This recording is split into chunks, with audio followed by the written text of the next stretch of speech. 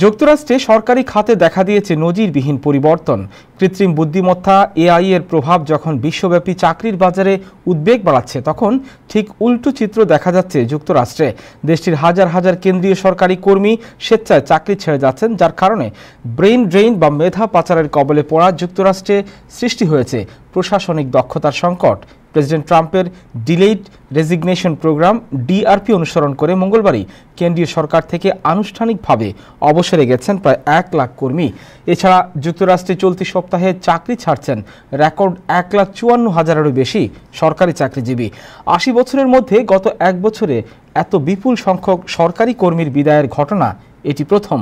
এর ফলে প্রশাসনের প্রাতিষ্ঠানিক দক্ষতার এক মারাত্মক সংকট তৈরি হতে যাচ্ছে বলে সতর্ক করেছেন বিশেষজ্ঞরা।